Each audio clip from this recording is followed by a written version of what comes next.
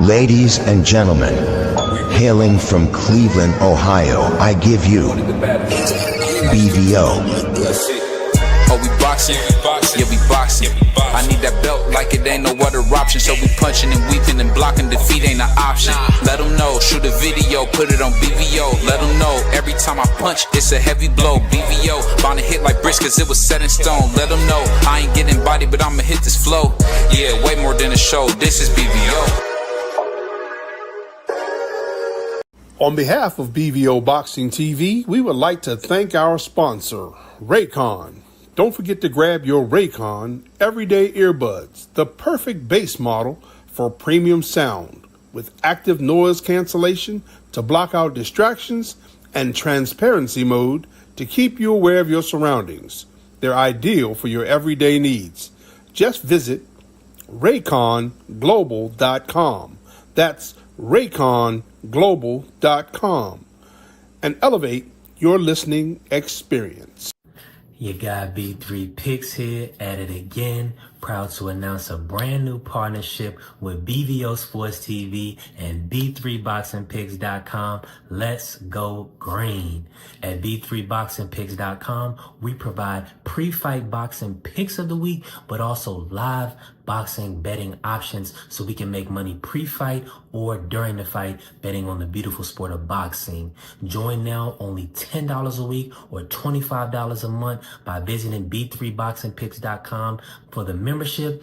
Also follow me on all socials at B3 Boxing Picks. Follow my YouTube, Not Another Boxing channel, presented by B3 Picks. And shout out to the People's Network, the one and only Sports Talk Network. Let's go green.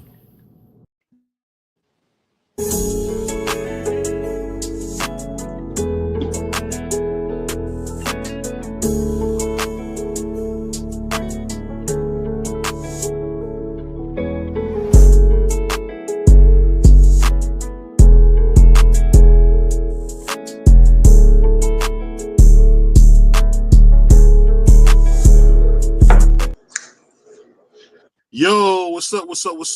It's your boy BVO Boxing. BVO Sports TV. We back. We got a great show for you guys today. I'm sure you guys gonna really enjoy it. We got, of course, my brother, Coach Ivan. We got another up-and-coming, my man, Coach Mike Minor. We actually interviewed his daughter, Liaison. So, he only come up, man. I asked him, let me hold 75,000. He just laughed. So, he got it. And also, we got my brother Joe in the house. And, of course, we got Puerto Rican Free. And we got my man, Varnell Hill. And, of course, my man, Crush the Legend. What's going on, man? How everybody doing? Good. About yourself, fellas. What up? What's going on? Good. What's going on, fellas? So I got to ask you guys something about coaching that I always wonder. When you guys see a guy become a star, what is the biggest thing that changes? Does it change how you treat them, or do you treat them the same as they grow, as they get bigger in boxing? I always wondered that. You want me to leave first? Yeah, we want you, man.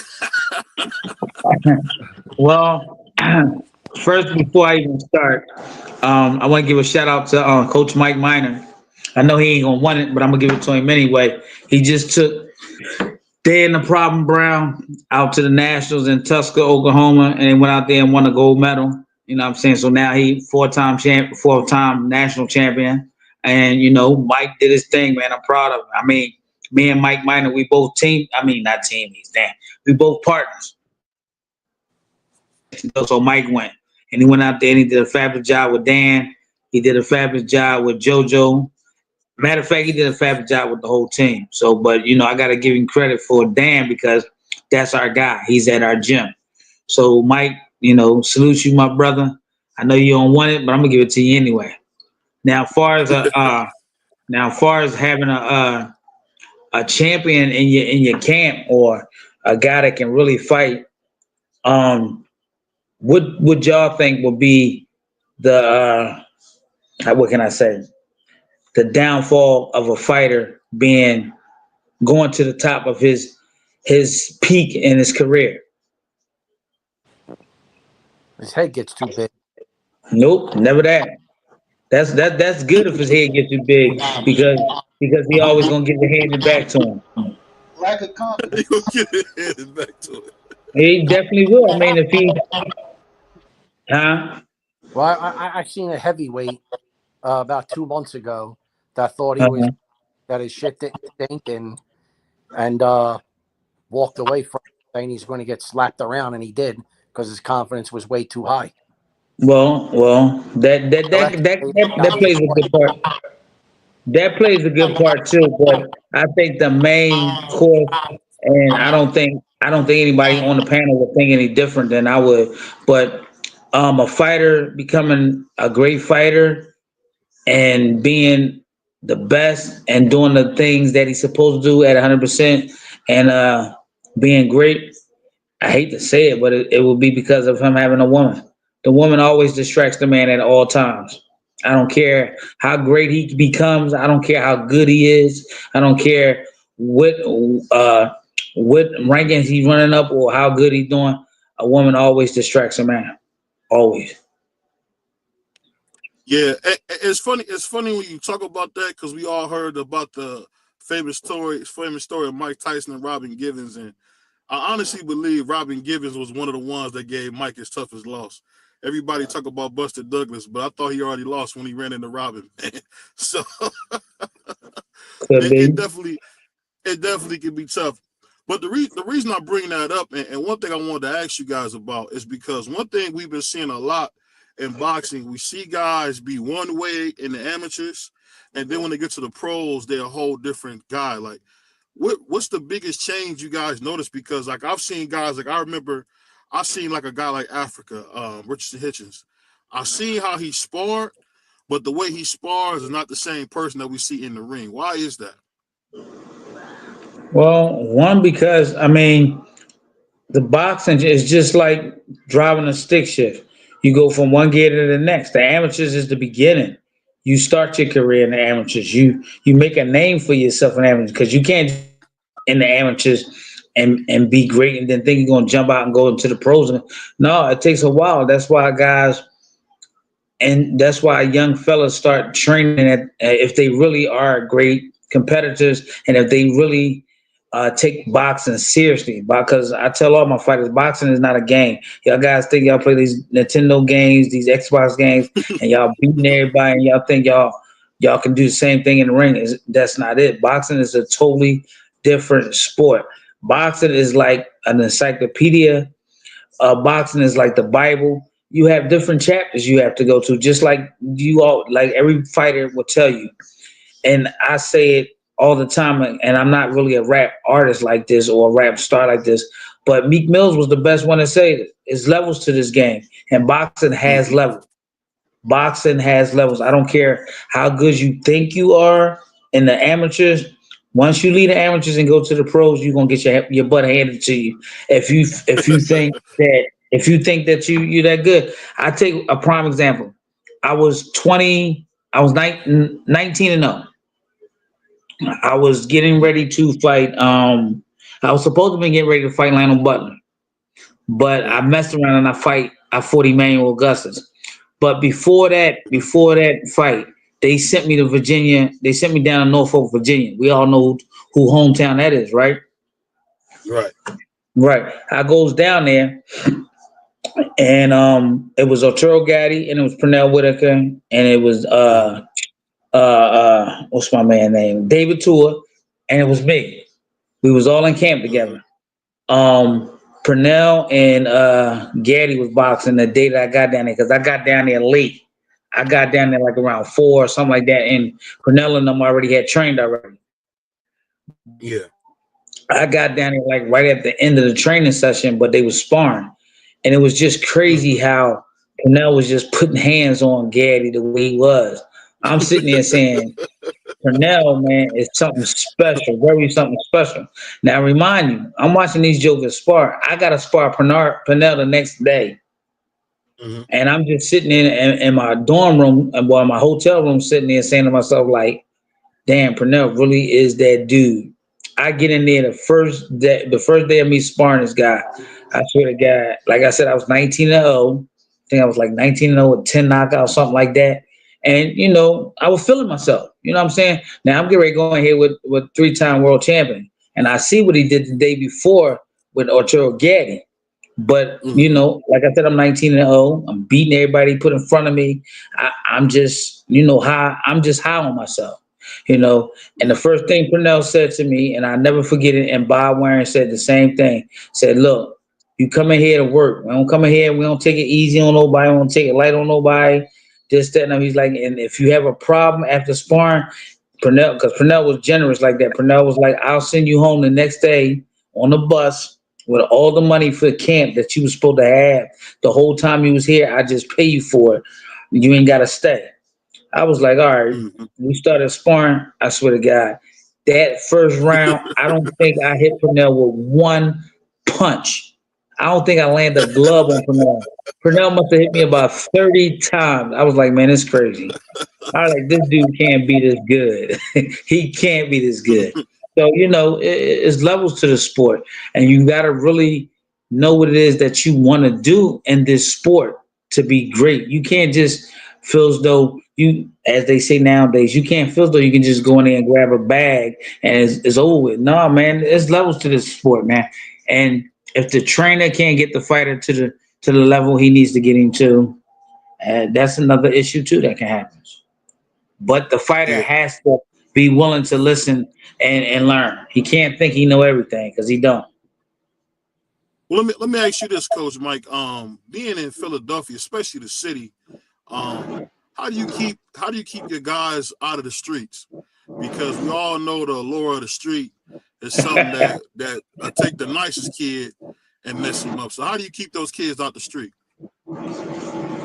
So that's a good question. Now, what I do personally is I challenge my guys. I give them, and girls, I give them a good challenge in the gym so they can see what's inside of themselves. Because a lot of these kids out here don't even know what they're capable of doing. Until you push them to them limits, you give them limits, you push them up to them limits and past them limits, they start to find out what they got in themselves. They go home thinking about that, so it becomes a drug. Now they want to come back. Now they want more. Yeah. Now they want. You see what I'm saying? So when you get them in there, man, you can't baby these kids. You got to get them in there when they feel like quitting. You got to push them past that. When they feel like they're tired, you got to push them past that. You got to stay on top of them. And I'm gonna tell you, boxing creates a nice discipline with inside everybody. Guy, kid, female, male.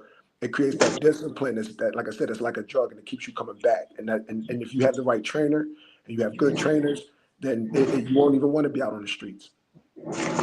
Yeah.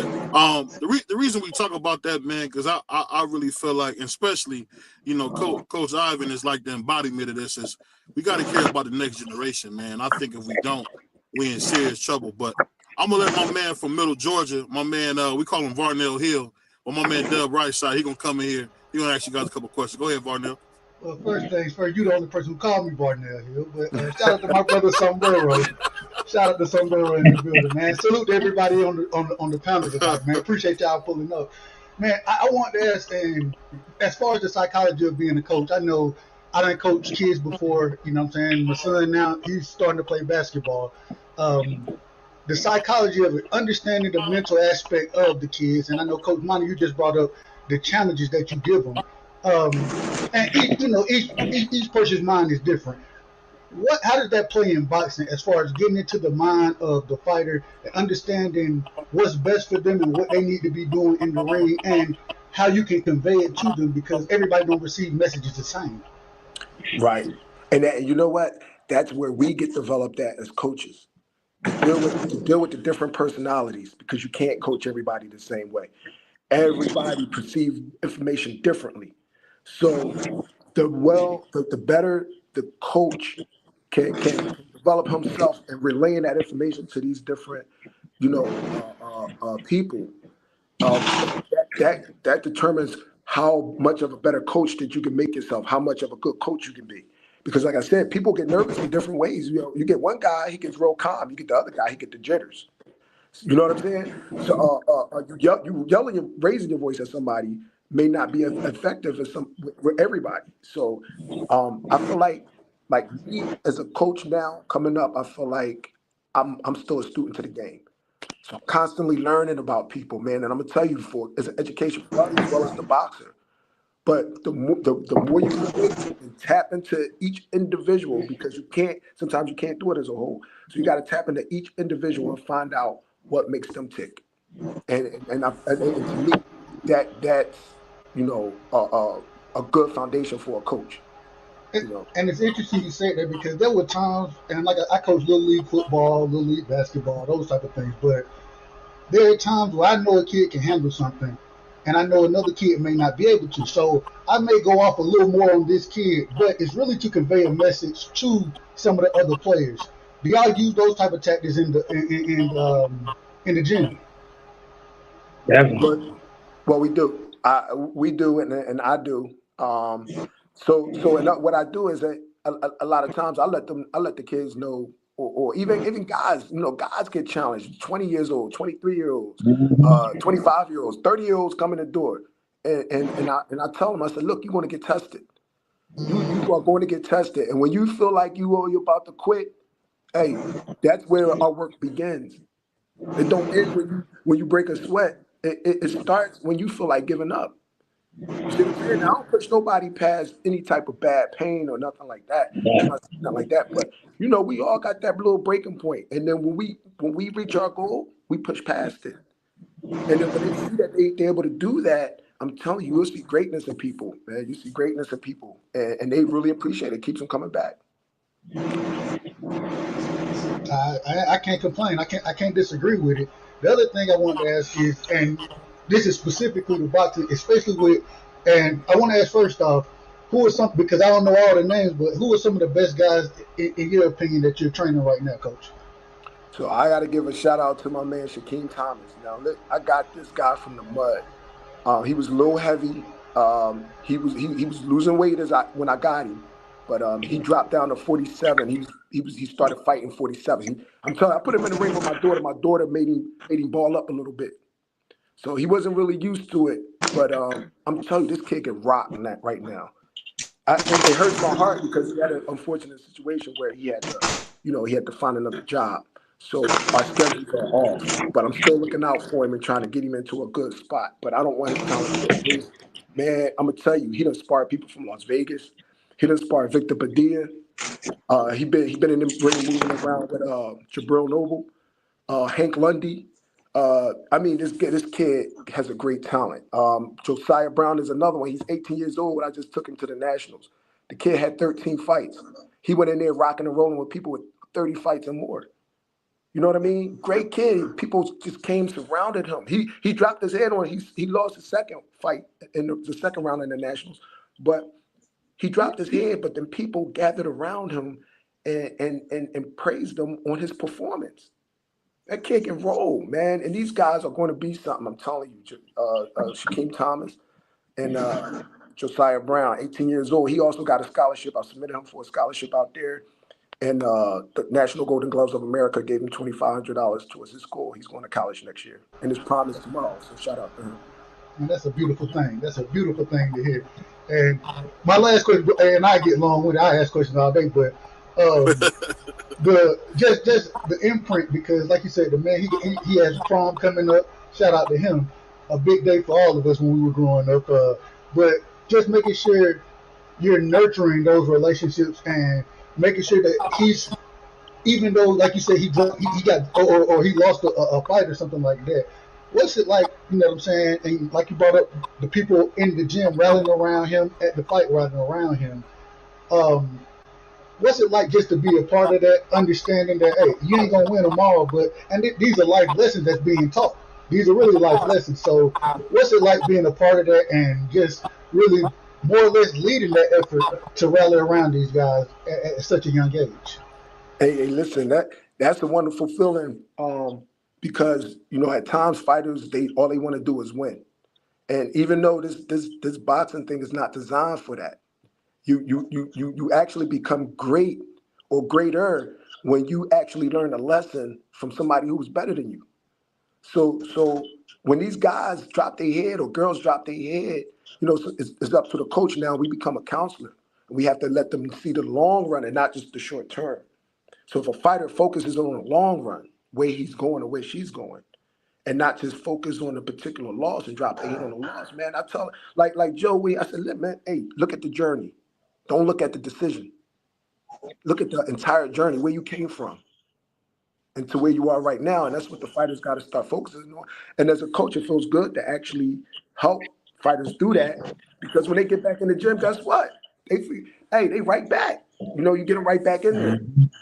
Oh, one more thing. Hey, shout out to my daughter. That's one of my favorite fighters too. I can't, you already know about her, so I ain't want to but yeah, man, that's Hey, it would have been a hard night. You ain't mentioned that one now. It would have been a hard night. But she know that. My daughter, she know that. She my heart. She knucklehead sometimes, but she my heart, man. And unless she a dog. My daughter's a dog, so that's another one of my favorite fighters as well. You know, without saying.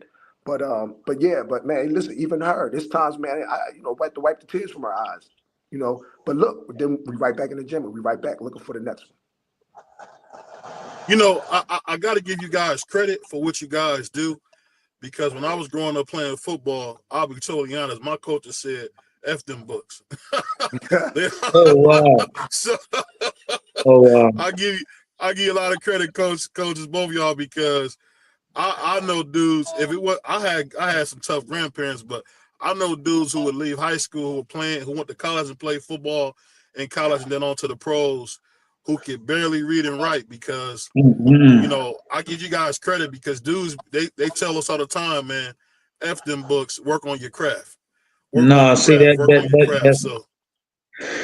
wrong. I got, like I said, me and Coach Mike, we partners, we work together. He works, I work with him during the day, and then I'm at night with my dad and TT, and we got a bunch of fighters, but my night guys are like, they're kids. They like, I got kids from, I think, 12 to 17. It stopped at 17, because at 17, he pretty much already a young man. He about to come out of school and move on to the next journey in his life. But the smaller ones, the younger ones, I tell them first, like, look, school, the books is first. Them books is first. If you ain't doing good in school, if I ain't seeing your report card every month, if I'm not getting a report from your mom or your dad calling me, telling me how you doing in school, if it take too long, I don't need you, because they fail to realize, man. And the funny part about it is, I've always wanted to be champion. I always wanted to be on the Escalon with the Pernell Whitakers and the Arturo Gotti. And, I was friends with Vernon Forrest, Shane Mosley, Chris Bird. All those guys was in my camp coming up through that amateur career. And I always wanted to be able to count a lot of money and have a lot of money. And if I didn't go to school, if my mom and dad didn't push me, if they wasn't on me about going to school, I would have never, ever been able to count money. And that's one thing that these guys got to understand. They got to learn how to read, because the professional level is getting really, really bad, to the point where you're getting contracts being mixed up. Promoters don't want to pay you the money. Then you know what your money, what you worth, what you should get, but they still trying to give you less money. And then if you don't know how to count your money, and you don't know how to divide your money and divvy it out to your team, man, this is a lost cause. I don't care how good you can fight.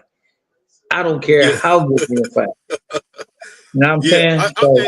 I'm just telling you, and this is just funny. I'm in the same area too.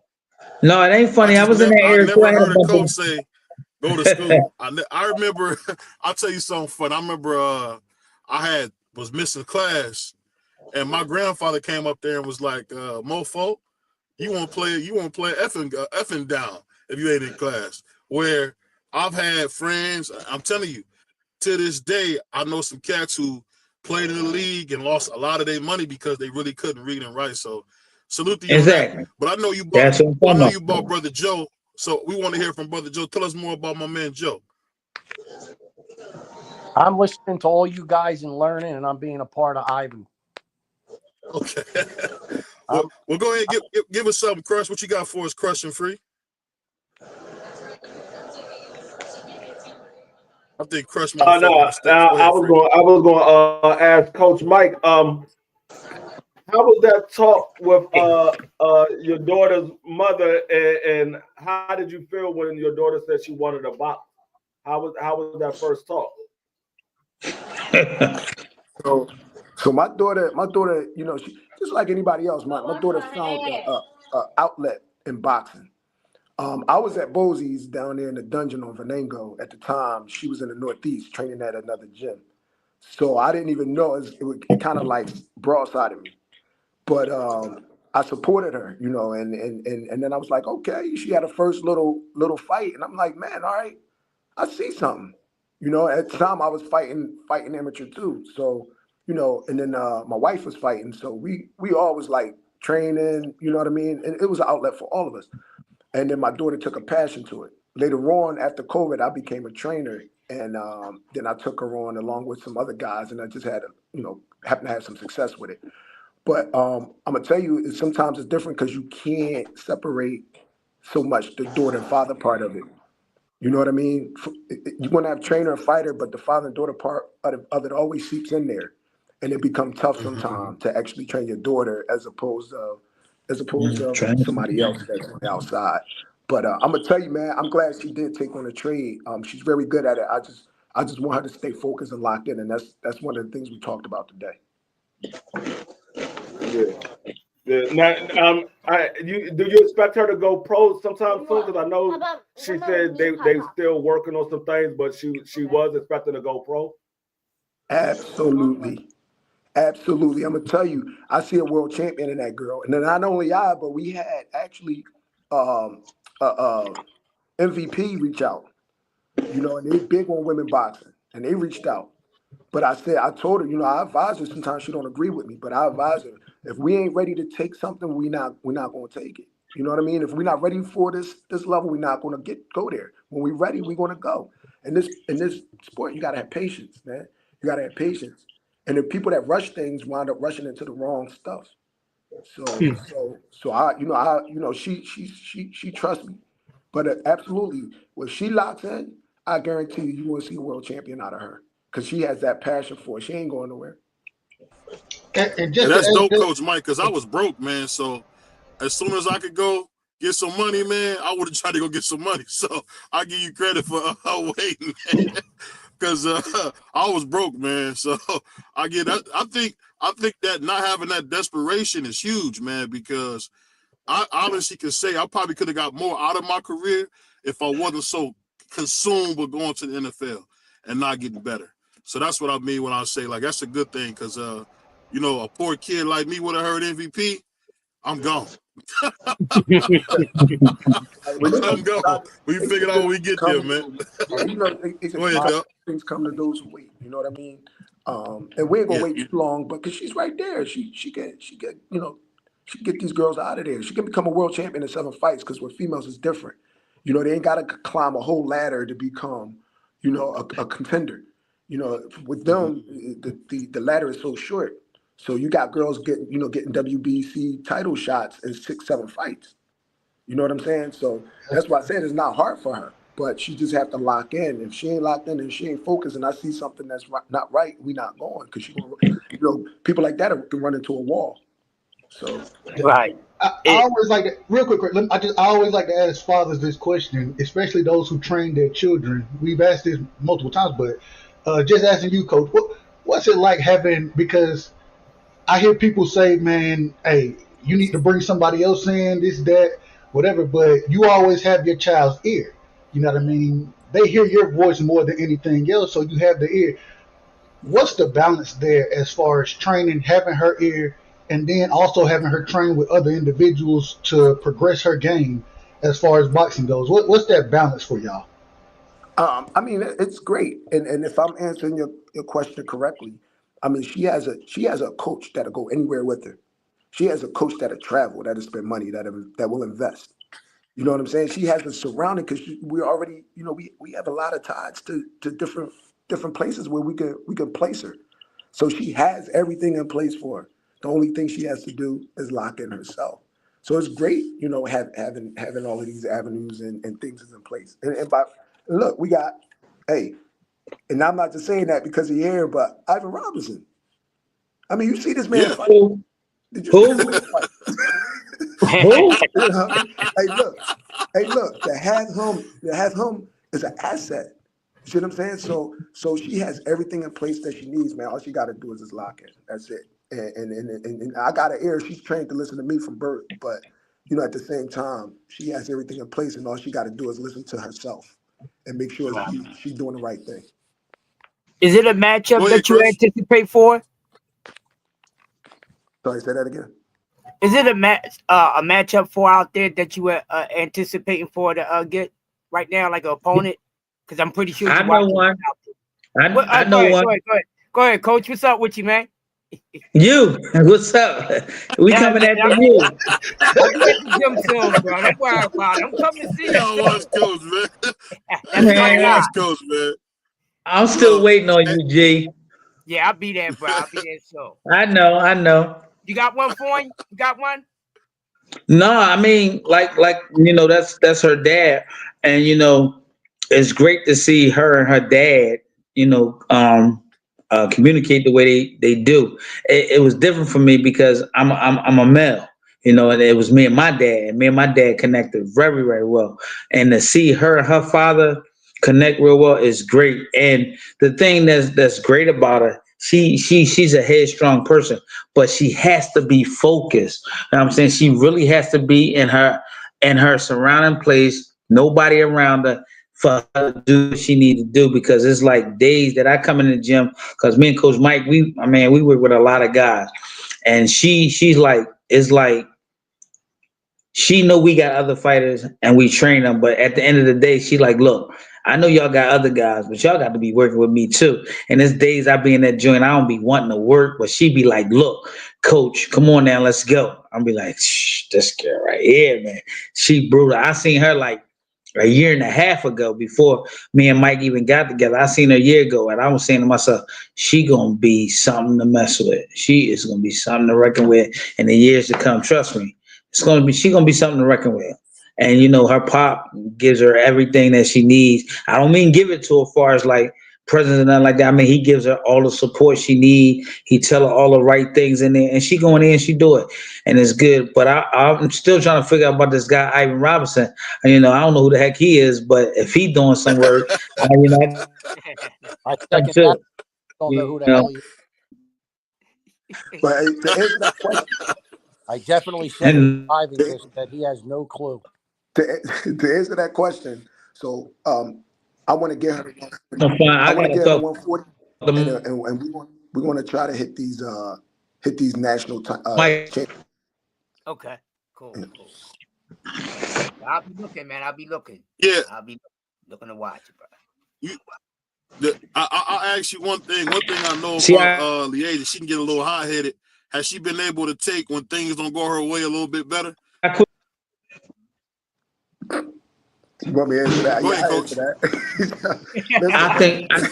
Listen, man, my daughter. We don't want Mike to answer. We don't want Mike to answer. Mike, don't answer. But no, she. We don't want Mike to answer. She told me about the time where she had felt like she got cheated, and she took the belt and threw the belt out the ring. So I was just making sure. Now, let me tell you she wasn't getting Anthony Joshua on no more, man. Let me tell you something, man. She's grown, and that comes with maturity.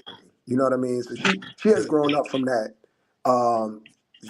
She's a lot different than what she was. She used to get out the ring. If the sparring ain't work her way, she felt like if the person got up on her, she felt like she got to get it back.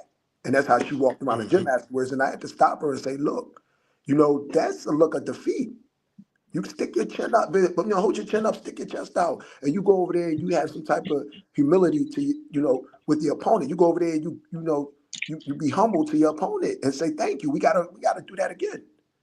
You know what I'm saying? You go in the bag, but you never walk around the gym and look defeated. So after we had that talk, I'm gonna tell you she grown from that, man. So she ain't throw nothing that I've seen. She hasn't done anything. She even one time where I feel like Jersey is bad. Like you got to shoot one of their fighters if you want to win. If not, the decision is going over there. So we lost the fight over there. She dogged it out, man. She was ripping that girl body up. She was coming forward on the girl. And I don't take nothing from the girl. The girl is a great fighter, man. A great fighter. They was a main event, and they had people almost standing up on the chairs. But they gave my daughter a 10-8 round. And I don't feel like when the other two judges gave her a 10-9. So where did 10-8 come from? And when I looked at the scorecards, I just felt like, and that was a deciding factor. So my daughter cried on that. But you know, and she did. She just got the short end of the stick. But you know what? She held herself in Yeah, a very professional manner, man. And that shows growth. Yeah, yeah. definitely. I mean, So it comes. that being said, Coach, go ahead, Coach. My bad. Go ahead, Coach. No, go ahead. Go ahead. You I had go a little ahead. lag, Mike. No. What I was gonna ask you, man. I know y'all probably done heard the news. I'm a little nervous for you guys too, man. And I don't support this guy, but I know Boots Ennis, the Prince of the City, has got a tough fight about to be on his hands. And I would say again. Don't do it. Don't go. Don't fuck with the big Philly brothers. Don't do it. Don't do it. This is BBO Sombrero right here. This is Sombrero. Don't do it. This is what we got on Sombrero. This is what we Man, got. we about to get this joint shut down. Don't do it. Don't do it, y'all. I just want to ask you, Coach. Are you guys worried that the belts won't make it back to Philly? Nah, who me? You asked me that. Hold up. First of all, where the belts going? I ain't going nowhere. Oh, I think to Florida or something. I don't know. I think the dude's from Florida or something. I don't know where the guy's from. Who is he? Who is he? Some racist dude, talking but he can fight. Lopez, man. He talking about that clown. Teofimo? Nah. Come on. Man, I could be Let me tell you something, man. Hey. Hold on, Coach. Hold on, what you say, Coach? I'm sorry, Coach. Mine, I apologize. What you say, Coach? You said you could be. If I was in shape and train, I could be. Hey, he's a super athlete, Coach. First of all, that's my only thing. I'm just wondering, can Boots deal with that? He a super athlete. We never seen nobody as athletic as that fight Boots. So I was just wondering, were you guys worried about the belts leaving town? Listen, man, I ain't worried at all because I've seen Boots for years, man. I watched this guy. He might go down there. He might go down there and collect the Florida belt. Yeah. Nah, Tio ain't got nothing. But listen, Tio going to be a name under his resume. That's all that's going to happen. Boots, you ain't even see what you see on TV and all that. You ain't see the levels of what this guy can do, man. And I'm gonna tell you, I put my name on it. I put everything on that. Man, I'm an old man. When Boots was in the gym, running around in the gym, I was in the gym. I had to be about, I had to be somewhere about like, man, Boots was getting in the ring in his diapers, putting. I mean, he was putting that work in shadow box, and jokers was stopping, sitting in the young boy good. Coach, I mean, everybody has a time. Okay, go ahead. Huh? No, go. What you gonna say? I think your mic was a tad bit out of order. It might have been me though. It might have been me. You went out. You went out, Coach. We couldn't hear nothing you said. Oh, I just was saying when I was older, Boots was a kid himself, and he was in the gym, you know, and his diapers and stuff, putting that work together. Boots is just a different type of guy, man. He just something special. I mean, all this he getting hit. I mean, we all got hit. I thought I had the greatest defense in the world. I still got hit. Come on, man. You get hit in this sport. This sport, you're going to get hit. The best of them got hit. Ali got hit. You know what I'm saying? Sugar Ray Robinson got hit. You know what I'm saying? Larry Holmes got punched upside his head a lot of times. You know what I'm saying? But they say he was the greatest. They say he was the greatest. Come on, man. I mean, I think sometimes people just be putting too much of a cap on certain things that don't need to be put on. I mean, take the fighter for what he is. Appalling for what he great at right now, and leave it at that. You cannot, put these guys 20 and 30 years before or 20 and 30 years behind us. I mean, it's a great thing to try to put these fighters up against the greatest of them all. But at the end of the day, it doesn't even pan out, man. Come on, man. I mean, to be honest with you, take all the lightweights in the world right now. Take all the lightweights in the world right now, and that's good. I mean, you got Javante Davis, you got Kitchenson, you got you just got them all. You put them in there with a guy like Roberto Duran. Roberto Duran would destroy every last one of them. I don't care how good they punch. I don't care how good they look in there. I don't care how good they jabs is. I don't care how good they slip punches. Man, Roberto Duran would have ate all those guys alive. I get what you're saying. My only thing is the guy we talking about. I don't want to give him no shine, but he a lot like Hector Camacho, where the better the opponent, the better he fights. So that's my only thing. Is if he got in there and then if Boots lost, you know, that would be something crazy because I think everybody would feel like we all lost if Boots lost. So I'm actually rooting for Boots in this fight. You know, I just hate to see him lose the belts. That's the only thing. But see, what you also got. But you give him a love before you get in there. No, I ain't giving no love. Don't say that, Coach. Yeah, you. Coach, don't say that. But you also got to understand is Boots is the same way. The better his opponent is, the more levels you'll see Boots come out. I'm saying so y'all ain't really see all of him yet, man. Y'all seen bits and pieces here, and then that one fight where everybody like, you know, maybe he got some vulnerabilities, but man, you got to understand, man, this guy got levels that people ain't see yet. So I think when you put somebody, you know, like this guy that's coming in front of him, you want to see other stuff. I guarantee you want to see other stuff that you ain't know he was even capable of doing. Exactly. I'm gonna leave it alone, man. But go ahead, Free. I know you got something over there.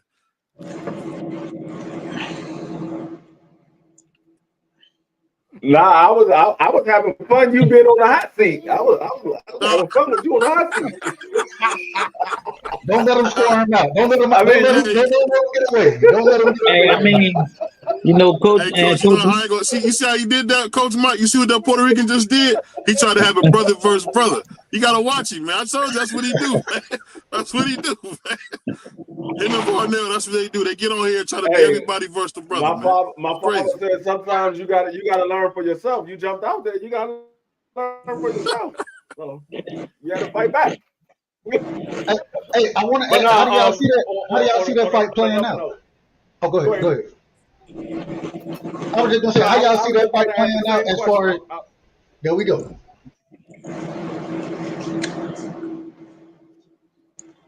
His mic can't hear him. You want me? My opinion? I want all three of y'all opinion. How do y'all see that fight playing out between Boots and Tio? Hold on, Joe. Joe, you were talking, man, but you were on mute. Go ahead, Joe. Okay. I said I don't believe anybody knows what somebody has until they're tested. No matter what sport you're in, no matter where, nobody knows how deep somebody can go until they get tested. And that's in every sport.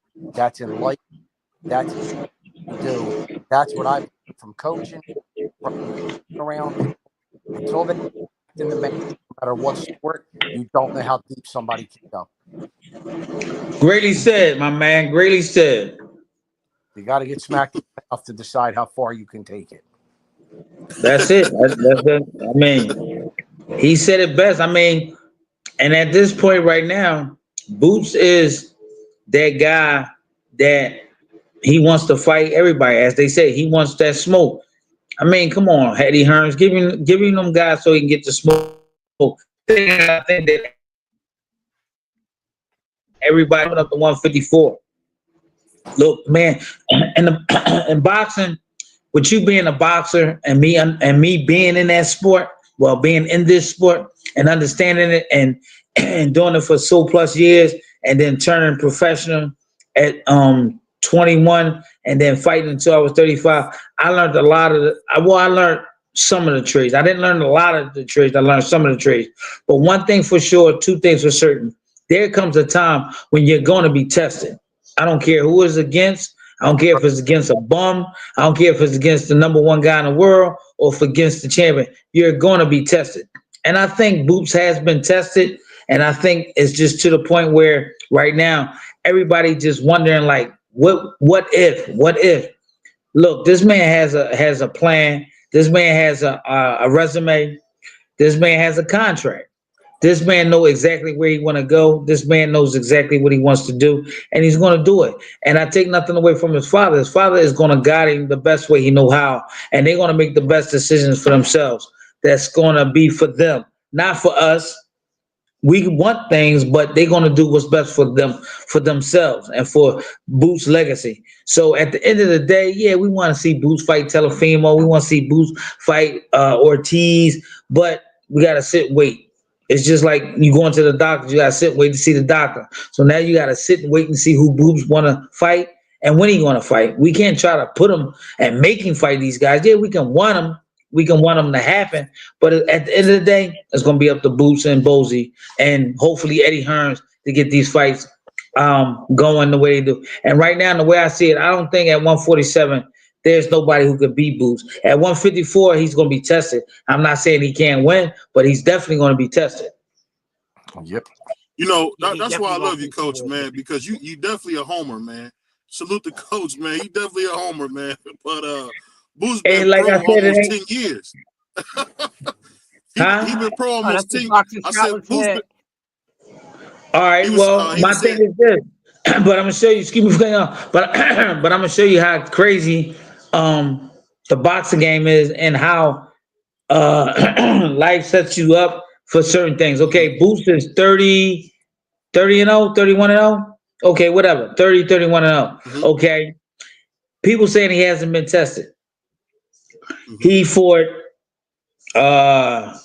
the Lorme, you know, all of the, he fought the right guys he was supposed to fight. You know what I'm saying? He, as far as I know of, he ain't ducked nobody. Everybody that was sent to him, Boots wanted to fight. He fought him. Okay. With me, the same way when I fought, when I was fighting, they threw everybody in front of me. I wanted to fight Shane Mosley after I had lost to Israel Cardona. I wanted to fight Shane Mosley. I didn't give a shit that Shane Mosley was the IBF world champion. I should have won an IBF world champion when I fought Philip Holiday like 6 months before that, but I lost. Shane Mosley fought him after that and went and destroyed him. I asked for the Shane Mosley fight. Shane didn't want to fight me, but I went down to the Lear Court Center and made Shane Mosley decide not to fight with me. And a fight, but I got cut and the fight never happened. I put my dead uncle on it. If I would have fought Shane Mosley, I would have beat Shane Mosley. That was in reference to the fight with the Arturo Gatti fight. They told me I had to fight Arturo Gatti because Shane Mosley wasn't available at the time. He was getting ready to fight. How you gonna tell me who I had to fight? But you know what? All right, I'll fight him. I fought him and I beat him. Things, you know, certain times you just put in a situation where you just say, excuse my expression, say fuck it and just go ahead and do it. And I'm thinking that Boots is getting to that point right now where he's getting really agitated about everybody wanting to make decisions for him when the decisions will be made for him, be made by him and Bozy. You know what I'm saying? He's just gonna go out there. And I think, like I said, at 147, he's gonna clean up 147. One person I would really like to see him fight is Brian Norman. I think that fight will be a great fight, even though I still get an edge to Boots. You know what I'm saying? I ain't starting no controversy or nothing like that. So Brian Norman don't be hitting my John Lamar talking about he mad at me. No, it's not even like that, dog. It's not like that at all. Styles make fights. I got Brian Norman, but I respect what you're saying, Coach. I got Brian Norman by stoppage. I'm great. We can put. Hey, Coach Mike, I'm going to see you in the gym tomorrow. I'm going to see you in the gym tomorrow, Coach. This joke is. You're a funny guy, man. I see Brian Norman. He beating the burritos out of people, man. So you gotta. I just don't see what's different. I think if he get in there with Boots, he gonna beat a Philly cheesesteak out of him. That's just what I think. I could be wrong. You know, give me a little grace to be wrong, but you are I wrong. just think Brian Norman, as Mike Tyson would say, is gonna F him up. I just think that's what's gonna happen. But you know what? I didn't. You know. Did you see how Steady was punching him like that? No, they said Steady was punching who? You didn't see what he was punching Boots? Say it again. Who? He almost punched his beard off, Coach. If you say so.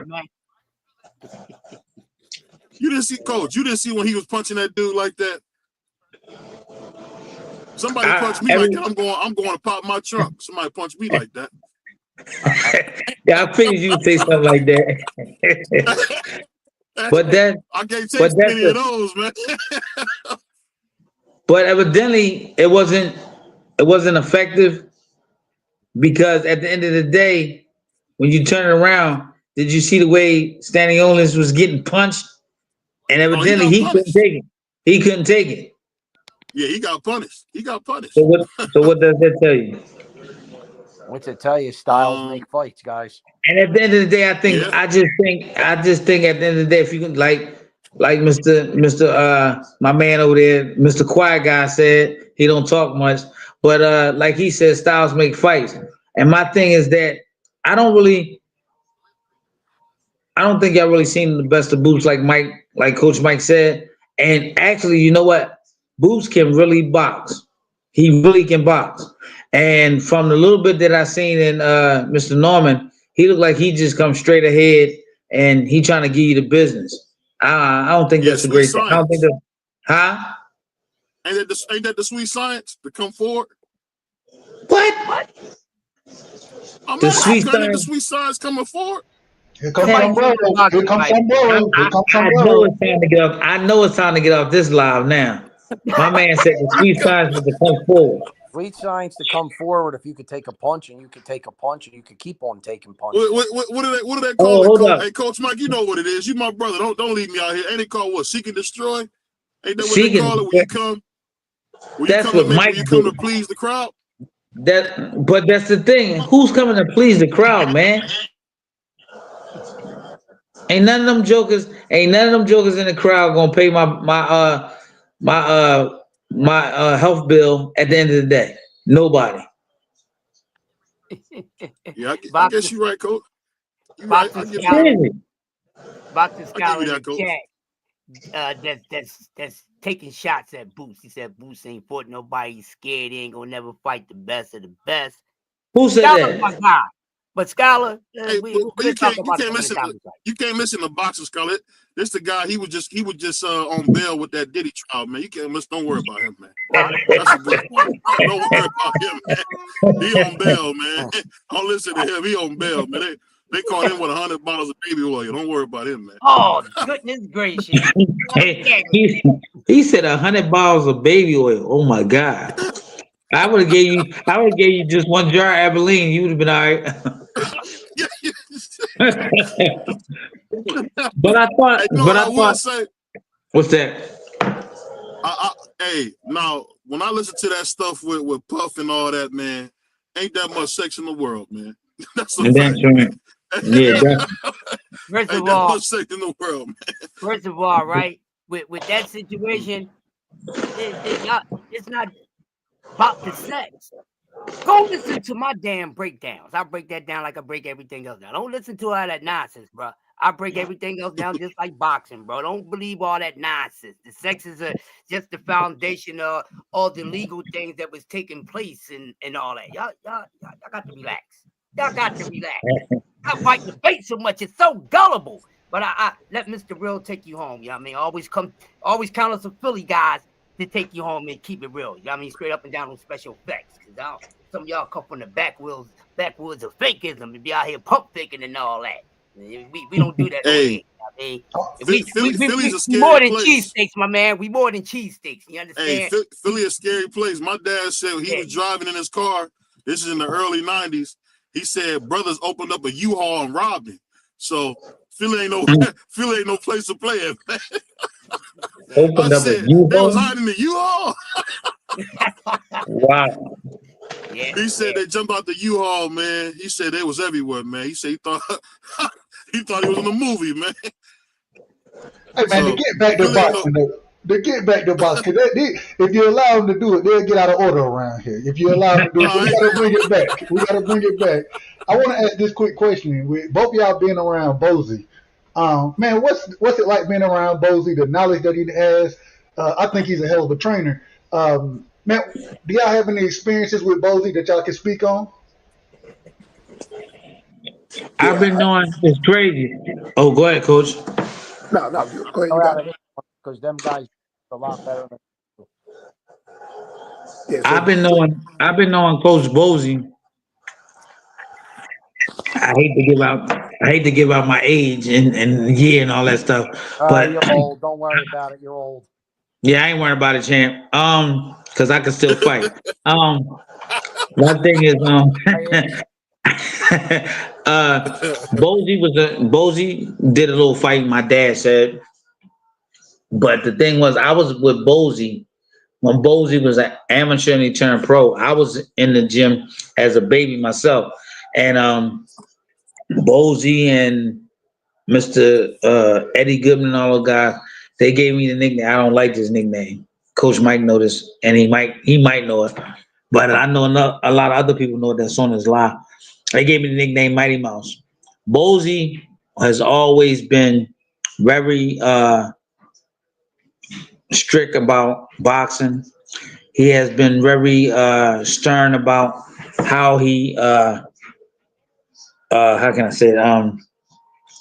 How he come forward with the boxing and the way he teaches his fighters, and Bozy is just an old school legend. I mean, older than me. He teaches his kids very well. I mean, his three sons, I mean, they tell it all. Pooh, Farad, and now Boots. He's been around with the best of them, with Bowie Fisher, Cyclone Hart. He ran with all the Philly legends. And he sat back, he watched, he learned, he listened. The things me and Coach Mike do, when we get a chance to get around our peers and our older ones, you know what I'm saying? And I'm luckily to still have my dad with me, where I learn a lot from my dad every single day. Days I don't want to learn stuff that I thought that I should have learned when I was fighting. I didn't, but I know it now. So Bozy is a great trainer. Bozy is one of the last Mohicans, as we say. So all the fighters and all the trainers in Philly, I mean, I feel as though if you get a chance, you get a chance to go talk to Bozy, sit down and chat with him. I don't think Bozy would have any problem with talking to you about learning the sport, knowing how the sport runs, what to look out for, and even try to help you with your fighters.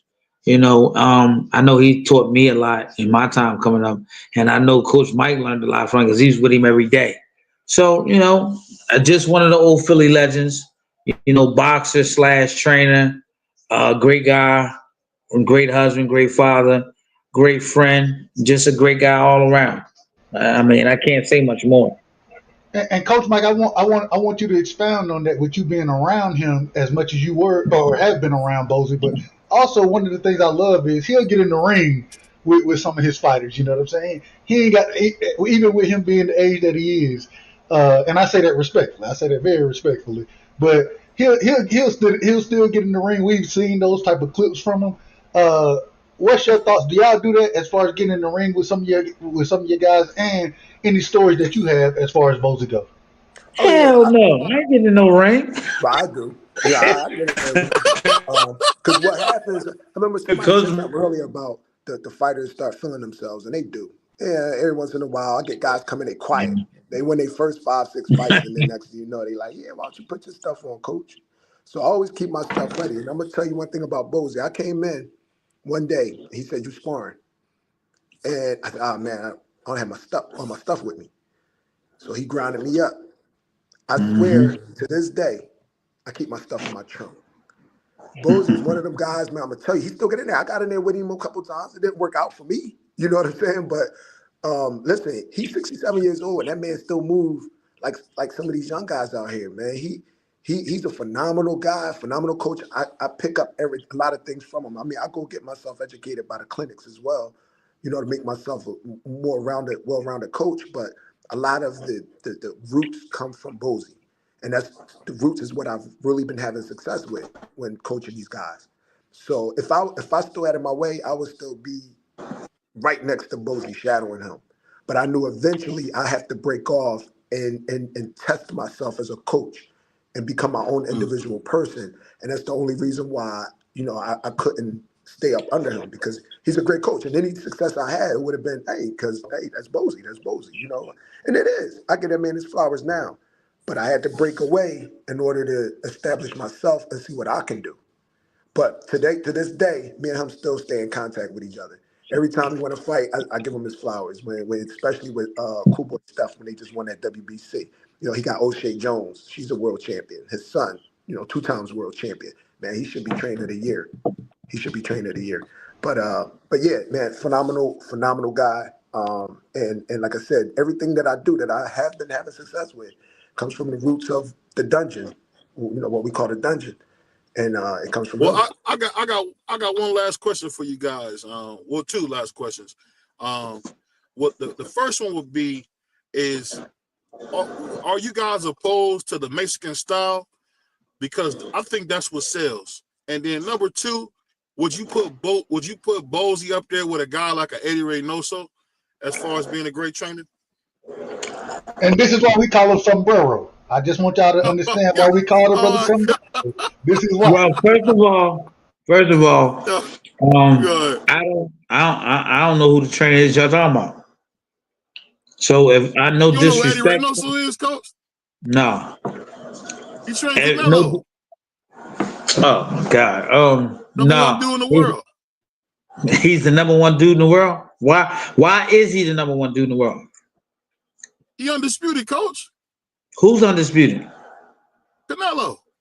Yeah. So, but who has Canelo really fought to be undisputed? I mean, Canelo fought some great guys, and I think in the last He's couple, not undisputed.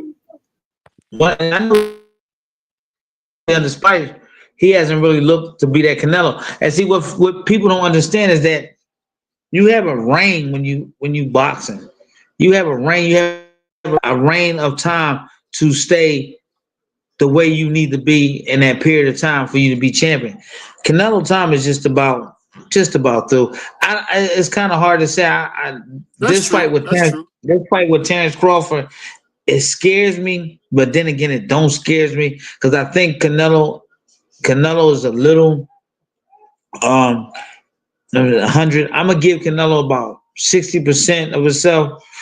Terrence Crawford, I gotta give him 100 because of who he beat in his weight classes. But I don't know if he gonna be able to go up 2 weight classes, man, and push a joker around like that. If he do, man, that's a great thing. But I don't know nobody who moved up no 2 weight classes and pushed a guy around like that.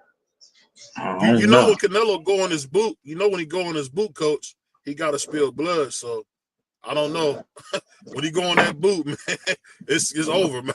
So I'm just hoping he don't hurt Terrence too bad because when he go in that boot, he must spill blood. That's the only thing, man. I don't know, man. I love y'all guys, man. What y'all guys got so many tactics and certain things guys do, man. Now don't put it on all of us, Coach. It ain't all of us. It ain't all of us, Coach. It's sombrero, man. I told you that from the beginning. It ain't all of us. I don't know why you calling me sombrero, Coach. You hear this dude Varnell Hill? Don't listen to this guy, man. Listen to Varnell Hill, man. Don't listen to Varnell, man. He just talking crazy. I'm a Benavidez fan. You a Benavidez fan? Yes, I am. I think he smacked the shit out of Canelo any second of the day. Hey, real quick, Joe, will beat him dead. Hold on, who is we? Who is we? Canelo. Oh, okay. Did Canelo duck Benavidez? Absolutely. Oh no, of course not. Tell us, Coach Mike. He ducked Canelo. Canelo pursed up by overpricing himself because he knew that Benavidez was a problem. Come on, Coach. Mike, I totally. People want to tell the people the truth, man. No, okay, I'm gonna answer this question. His Canelo's last fight, did he get $200 million for it? No, he didn't. But why? So why would he request $200 million to fight David Benavidez? That's overpricing yourself. That's right. Big as hell. That's why. Big as hell. That's why. He's a monster. He's a monster. No, he's big as hell. Yeah, he got everything to lose with that fight. Everything. Yes, he does. Mike, you're so right. Canelo's got everything to lose. Benavidez will beat him to a pulp for 10 straight rounds. Period. But I thought the plan. 30 pounds on Canelo. What? You know he about to go. He about to go up to cruiserweight. Yeah, He talking about fighting Zerto. Canelo will never fight Benavidez. He's scared shitless of him. Right. But I thought everybody. Joe, we don't want the people to think you messing around, man. The dude about to go to cruiserweight. You want him to fight a cruiserweight? 3 years ago, he wanted to fight Canelo. 3 years ago, and Canelo would not fight Benavidez. He will not fight him. We didn't know who he was. Benavidez. We didn't know who he was back then, Joe. And Benavidez would have beat him any day of the week. Styles make fights straight ahead and punch. Canelo held all the titles. Benavidez was number one or number two in the WBC, number one. He was number one in the WBC. Number one. And so he was alive for all the belts. But since Canelo is such a big moneymaker for those organizations, he calls the shots. That's right. He calls the shots of who he want to fight now. So he didn't want to fight Benavidez. So Benavidez was forced to move up the next weight class. And Benavidez take his punch. Styles make fights, and he comes straight ahead. He's fast, quick, and he can hit. And more importantly, he can take a punch. You know, I would say this because y'all my brothers and I love you, but I'm disappointed to hear y'all talk about the greatest fighter since Floyd left. It's crazy work, man, what y'all doing, man. It's nasty work, Mike. Coach Mike, that's nasty work what you doing, man. You come off as a real nice guy, then you poop on the number one fighter in the world. He about to fight Chance Crawford next, but there's no credit for Canelo. And you happy with that fight, right? Yes, sir. Yeah, I figured you would. I'm not. Listen, I don't take nothing from Canelo. He's a great fighter, man. I He's a don't great take fighter. nothing from him. But when you get to the point where you start picking and choosing, man, how long can you stay great doing that? Well, they didn't say it to Sugar Ray Leonard when he didn't fight my man, the Hulk. I don't want to go down the Sugar Ray Leonard avenue. You forgot Sugar Ray Leonard ran from Aaron Pryor? Absolutely. No, we ain't forget that. I mean, that was something that happened, yeah. But within that time, everybody was fighting. Huh? One of my all-time favorite fighters was Aaron Pryor, and Sugar Ray Leonard would never fight him. Never fight him. I'm a Hagler, Aaron Pryor fan, left and right. Well, hey. At least we got brothers giving some of the truth. But I appreciate you guys coming. You know I'm gonna be calling you. Look, now you want to kick us off. Yeah, I gotta get rolling, fellas. Mike, I hope I see. I just want to keep you too long, man. Hey, because I love watching, man. It's like watching my granddad. You eating your chips, drinking your juice. I just like watching you. It's like watching my grandpa. Wow. That was throwing shade. We love you guys, and we're gonna see you in a couple of weeks, man. I'm gonna call you in a couple of weeks. We're gonna have you come back because we know we're gonna see somebody spill some blood. Emiliano Vargas is coming up, which I know you guys probably excited about the future of boxing. And I'm not talking about Keith Colon. I'm talking about Emiliano Vargas. So we got a lot of great fights coming up. So we're going to have a lot of fun talking about them. I just want to thank you guys again for coming. And shout out to my man, Varnell Hill. Shout out to Puerto Rican Free. Shout out to Coach Mike, my brother Joe. Plenty of fun, man. And Coach Mike, I'm going to remember all this cat be saying about Canelo, man. We're gonna write this down in the record books, man. We're going to write this down, man. Take it easy, guys. Have a good night. Hey. You guys much love. One love, yeah. Thanks for having us on, brother. Thanks for coming. Peace. But we got to talk about this one thing before we get out of here. And hold on one second. I gotta ask you guys' opinion. What did you guys think about RG3 going out of his way to disrespect Angel Reese and kind of make parodies about it? What did you guys think about that? I didn't hear any disrespect. What do you think? Go ahead. Basically, what he said was that Angel Reese is the typical angry black woman. And then, our brother Brian Clark came out and said, well, you can't listen to RG3. Ryan Clark. You said Ryan. You said Brian. You said Brian. Oh, Ryan. Okay, Doug, my bad. We're just trying to be in order and be accurate. That's it. Nothing crazy. Okay, my bad. You're right. Ryan Clark said that, RG3 has no place to speak on black women because he's not around them. His wife is white, and his wife was kind of cheerleading while RG3 was making it seem like Angel Reese shakes her head and all that goofy stuff. So what did you guys think about RG3 going out of his way to tear down black women? What did you guys think about that? Me personally, I don't think it's any place for RG3 to talk about it because, for one, like Ryan said, he's married to a white woman. He doesn't like. I ain't gonna say he doesn't like black women, but he preferred to date white women. That was his high school sweetheart, and they got married or whatever. Or he not with her no more. It's another white college or high school. But he not with her no more. He with another one. Huh? He not with her no more. The one that you remember what he was with Washington. He not with her no. He with another white girl. Well, that's even worse. You went from one white woman to another one. But I mean, yeah. I mean, and then I mean, you play football. You don't even cover basketball like that. So I mean, I don't listen to RG3 because a lot of stuff RG3 says he doesn't make sense what he's saying. So I never really listen to RG3 like that anyway. But I mean, if you never dated a black woman and you're not married to a black woman, how can you speak on a black woman? The only black woman you know is your mother. So and his sisters. Yeah. I think this is. I'm just gonna be. Well, go ahead, Chris. I'll let Chris go. Then I go. Man, that dude, man, he don't go sit his sell out moist behind down somewhere. Don't know nothing about a brown sugar sister, none of that. Or sugar cane, eating potato salad with no seasoning behind cat. Stay in your lane, boy. Stay in your lane.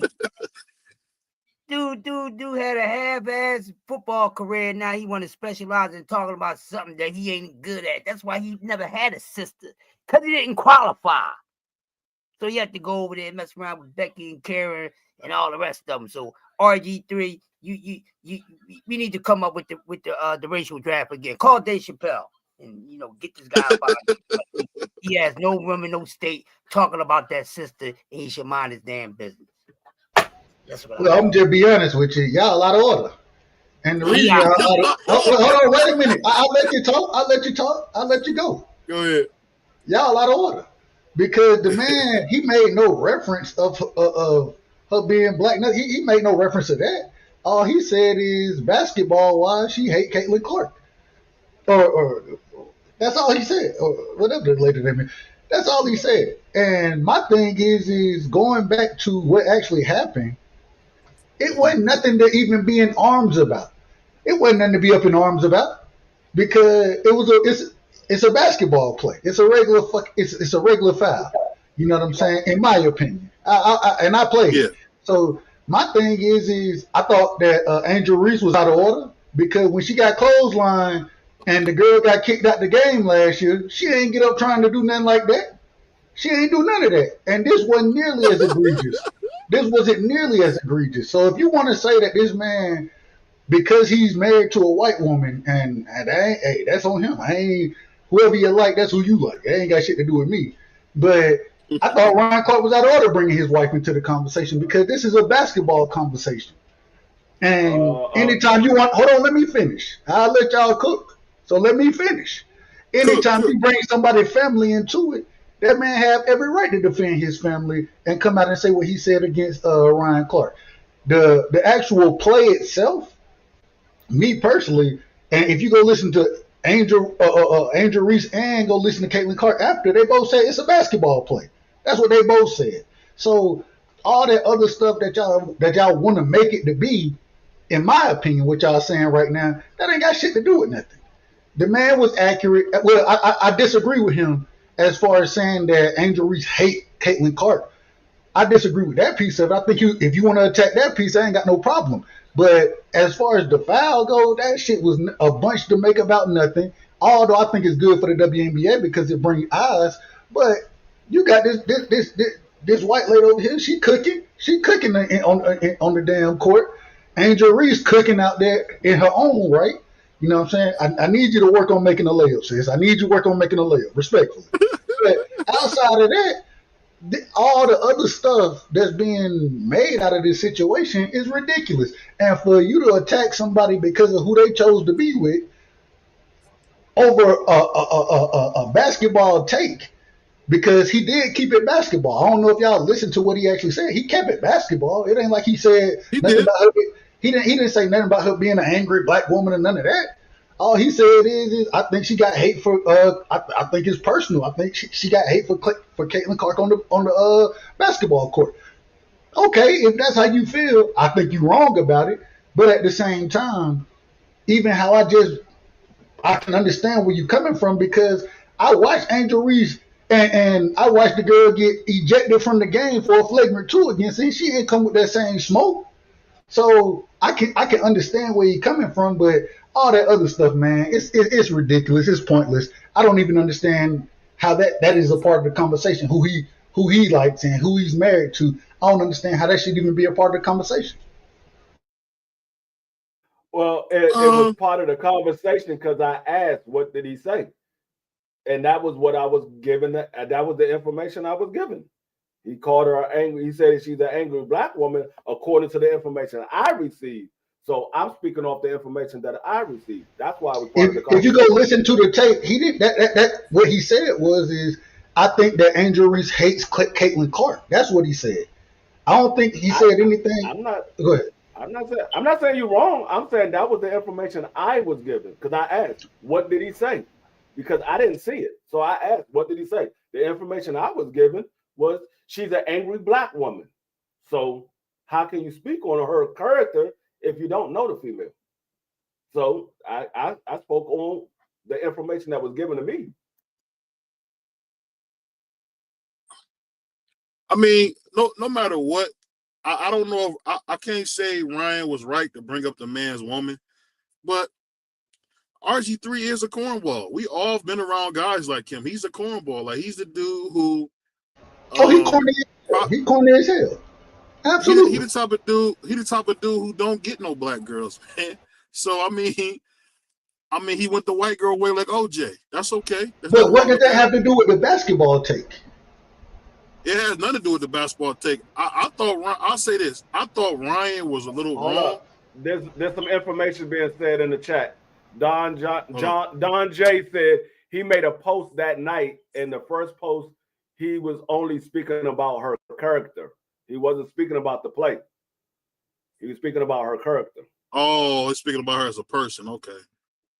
Okay. I didn't. And in the same way, I didn't see the post. So maybe, and I'm guessing this. If you posting, I'm pretty sure it's on Twitter. So maybe that's what he said. I didn't see that post. I listened to what he said. I listened to what Ryan Clark said. That's what I listened to. So, maybe that's what Ryan Clark was speaking off of. Maybe Ryan Clark was speaking off the post that he put up. Let me ask you this though, Doug, and you can tell me if I'm wrong. I feel like RG3 makes it such a big deal that his wife is white. And I think no one cares more about his wife being right than he does. Cause that's like his badge of honor. It's kind of crazy to me. I don't know if you see it like that, but he kind of just comes off as a nigga. That's like his whole identity, that his wife is white. It's like no one cares, bro, but you. I mean, am I wrong to think that? I think he did. I don't know if he brought up any time about his wife being white. I don't remember hearing that. And what I listened to, once again, I listened to clips, so I ain't listened to the whole. Well, he makes a lot of jokes about how much he likes milk, and like when he would be on sports, when he would be on there with Stephen A. and them, he would always be, "Oh, I love my drink, all my milk. I love when it snows." You know, making references to women being white. You know, and once again with RG3, I ain't never been a fan of it. But I say this respect, I ain't never been a fan of that, brother. So, and I will say I did hear. I agree with that piece. I agree that he's a cornball. I agree with that piece. But I did hear when Ryan Clark, he even said, I've met his wife, and I don't think that him talking about her being white, that type of thing, has anything to do. She seems like a really good person. Ryan Clark did say that. So I understand it, but at the same time, my thing is, man, don't bring nobody, ain't no reason to bring nobody family into it. On here, one of the things we'll joke, I call BVO Sombrero, the man call me Varnell Hill. If B3 was up here, it'd be even worse. So, but we're not going to talk about, I'm not going to talk about BVO's wife. I'm not going to talk about his family. You know what I'm saying? And so I just think that was the out of order piece of it. But at the same time, my thing is the majority of what I heard from RG3, it was about basketball.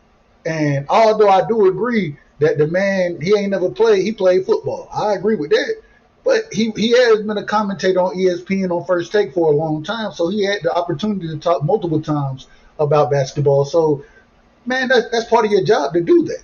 So I just didn't like the whole thing of it ain't got shit to do with his family. If you want to attack that man, attack him. I ain't got no problem with you attacking that man. Do that. At the same time, though, man, keep it basketball. Keep it sports. This is what we do. I can't take it personal, anything that anybody say about me, because as long as you don't attack my family, if you were to say Lil Dub is this, that, whatever, oh, we got problems. We got big problems. Sure. We got big problems. You know what I'm saying? And so that's how I kind of looked at it. But his take on the whole foul thing and the hate situation, I don't think Angel Reese has real hate for Caitlin Clark or nothing like that. But I can say she didn't respond when the girl got last year when she got clotheslined, and the girl she ain't get up with all that smoke like that. You know what I'm saying? So I understand the take on it. I disagree with some of it, but it wasn't personal. It was basketball talk. Like, and I thought it was a good conversation to boost the WNBA, or even that whole situation has been good for the WNBA. I disagree with the fans. I don't know how with Angel Reese saying that the fans were coming out saying racist things, making quote unquote racist noise as far as the monkey noises go. Those type of things. I disagree 100% with that. Investigate the hell out of them, and if they season ticket holders, take their damn season tickets and kick their ass out, because there ain't no place for that. We done spoke on racism on this show for a long time. So all I'm saying is at that point in time, I thought it was good publicity for the WNBA, and I disagree with attacking an individual and his family, you know what I'm saying, off of a sports situation. That's the part I really disagree with. I was just looking at what he put on when he put on Twitter. It's safe for me to say he doesn't like Angel Reese. He doesn't like Angel Reese. I was looking at it, and this is literally what he said. He said, after watching Clayton Clarkson flagrant foul on Angel Reese and the aftermath, there's no way Angel Reese can continue with the lie that she doesn't dislike Caitlin Clark. I know what hatred looks like, and Angel Reese hates Caitlin Clark. That's what RG3 said. But that's not a personal attack. No, but he did a whole video. No, it's another video. I mean, I can't play the video. It's a video. He did a video about it, and he's talking about all the stuff about Angel Reese. He's talking about all the stuff that how she is and stuff like that. No, he don't like Angel Reese. He just don't like. Okay. I don't like him, and I don't like him because he was a Washington. He played for a rival team that I can't stand. Shout out to my brother Ravens. I know he played for the Baltimore Ravens. I know. I'm talking about your team, nigga. You know, excuse my language. Excuse my language. He played for the Baltimore Ravens. I love you, Free. I love you. But at the same time, I can attack him as a quarterback and say, bro, you're dumb as hell for not getting out of bounds. You're not a smart quarterback. You can only read. You don't know how to slide. How you a grown man? You don't know how to slide. Hold on. But my thing is, I can attack him football wise. I can do that, and I'm going to. You can only read half the field from everything that's been reported. You went read 1, 2, and then took off. I can attack him on that, but I don't want. There ain't no reason for me to attack his family. That's my whole thing with the situation. And if like I said, if you come at Lil Dub, I got smoke for you. I got smoke for you every day of the week and twice on Sundays. Just letting you know. No, but it's always been things about RG3 and black women and things like that. It's all, even when he first came into the league, there was always things said about RG3 and black women. I don't go into all the personal information and all that stuff. I don't care about that. All I care about is, can you play or can you not play? Because you're playing for my team, and he couldn't play. He was good that rookie year because people didn't know what he was like. And then when the man couldn't be a pocket quarterback, I realized he can't play the quarterback position. So, I mean, he was good for what he We But agree. yeah. We agree 100%. Well, I wish he would have stayed our quarterback a little longer, respectfully. Wow, we don't have Jerry Jones as our owner. We're not gonna pay for somebody that we know can't play the position. we ain't gonna do that. Man, now you out of here we go. Now you out of order. You out of order again. You out of order again. We do not have Jerry Jones. We have Josh Harris and Magic Johnson. We are not Jerry Jones. We got competent people in the office. Competent. Hey, look. Do their job. When GP come through there, and him and CD come through there, hey, you gonna see who competent out there. We gonna see. Oh, now you on GP. What happened to CD? It's all GP now. Y'all forgot. No, I said GP and CD. I said both their name. I called both their name. You said GP. I called both their name. I said GP and CD. I said GP and CD. All I heard was GP. But you ain't listening. It ain't no. My brother. Hey, that's my brother. They can come through. We have no problem with them getting a ticket and sit down in the stadium. They can come through. We got y'all on Christmas too. They can watch what a real team look like. We have no problem with them coming. Y'all finally get a quarterback, and now y'all a real damn team. Hey, all right. We should know what I do know is not near one of the players on Dallas Cowboys know what an NFC Championship look like. They don't know what that game look like. They never even smelt that game. The closest they came to that game is buying a ticket. Security. Hold on. Somebody throw his ass out the club, man. Throw this nigga out the club, man.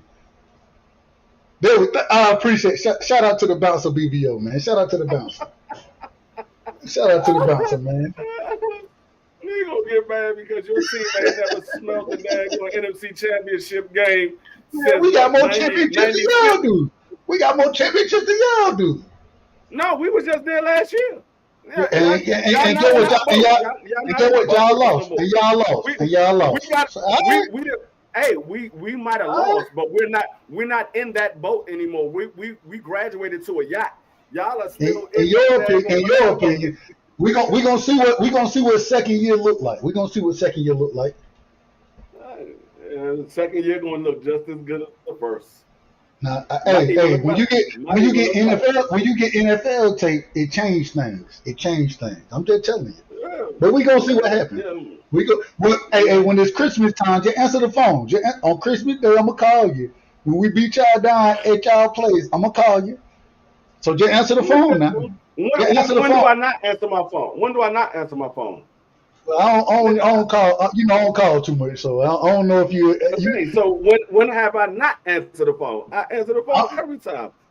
Well, look, if you call me, I'm gonna just be honest. If you call me, I ain't gonna answer the phone. I answer the phone. I pay my debt.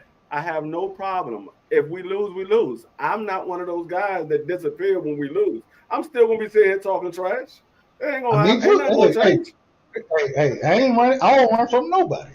Y'all know how I understand beating the Washington Redskins and Washington Commanders, Washington football team, whatever you want to call it. It's normal. I understand beating us is y'all Super Bowl because y'all can't make it. It's normal. It's normal. We beat y'all on a regular basis. That's y'all Super Bowl because y'all get no gratification out of anything else. That's the only gratification y'all get. We beat y'all on a regular basis. Y'all don't get it out of the playoffs. We split with y'all. In the playoffs. We split with y'all when Dak wasn't even playing. We had Cooper Rush at the quarterback, and we split with y'all. What are you talking about? No, it doesn't matter if you split. It only Cooper matters. Rush? It doesn't matter. No, we beat y'all with daggone Taylor Heineke. What are you talking about? Hey, on that note, so we can clip this up, man. It's your boy BVO Boxing. Shout out to my brother Free, It's your boy Dub. It's your boy Dub Rice, aka Varnell Hill, man. Hey, real quick. Hey, we were supposed to do the Crash. Are we rocking tonight? Because I do have I got a conspiracy show I was gonna run tonight, but if you want to rock tonight, let me know. We had technical difficulties yesterday. Crash had a few things that kind of went on at the job and shit, so we couldn't do. Crush, are you there? You on mute. He might have went to sleep by now. All right, we'll see. So if Crush don't pull up, if you don't hit me up, then we'll be doing the conspiracy show tonight. We were supposed to go live last night, but he had a code that happened at the job. So shout out to him. But we will be live tonight one way or another. I don't know which way it's gonna be. BBI, I'll let you know accordingly. But man, shout out to the OG, man. And I gotta get the rest of y'all on because shout out to y'all. Shout out to STN as well, the People's Network. Hey, and don't forget, man, that's the only place you can come talk boxing, laugh, and hear my man Varnell Hill and see his Black Puerto Rican all in one day. We doing it big. I'm gonna need to get you to slide through. We can set up a scheduled day. What I'm gonna do is go through the whole entire league. We're gonna do by division, and we're gonna do wins and losses for each team for each division. Damn! Hold on. In one show? No. That's why I said we're gonna schedule a day so we can have that scheduled day every week. Okay. Cool. I got you. I'll be there for the NFC East, for the AFC North. That's it. We don't know what. We don't know what. He only gonna do the Browns. He only gonna do the Browns. He ain't gonna do nobody else. They gonna be trash too. Hey, shout out to Shadur. Shadur they came out styling on them already. Man. Shout out to Shadur. Are y'all gonna listen to me? I told y'all he's gonna be the starter. Y'all won't. No, we agree, man. We agree. I agree with you. I agree with you. No. I'm not saying. I'm talking to the rest of the people that's listening and heard me say it. And they were like, "Nah, you tripping." I'm telling you, Shador is. No, he's gonna probably be the starter, man, because Kenny Pickett was looking horrible. He's going to show everybody he's better than what a lot of people think. I try to tell y'all, he's going to show a lot of people he's better than what y'all think he is. They got a nice quarterback. I don't know what else they got to go with it, but they got a nice quarterback. I don't know what else they got to go. Hey, what Morgan say? They got some fried chicken over there. I don't know if they got no size, but they got some chicken over there. Hey, they got some chicken. They ain't got no size now. Hey.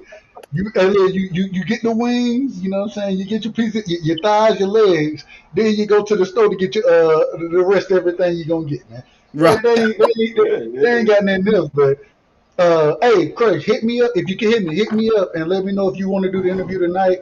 If not, then we'll push it back accordingly. But man, appreciate y'all fellas, man. Much love to y'all. All right, man. Yeah, we're going to tomorrow, y'all. Peace. On behalf of BVO Boxing TV, we would like to thank our sponsor, Raycon. Don't forget to grab your Raycon everyday earbuds, the perfect bass model for premium sound, with active noise cancellation to block out distractions and transparency mode to keep you aware of your surroundings. They're ideal for your everyday needs. Just visit rayconglobal.com. That's rayconglobal.com.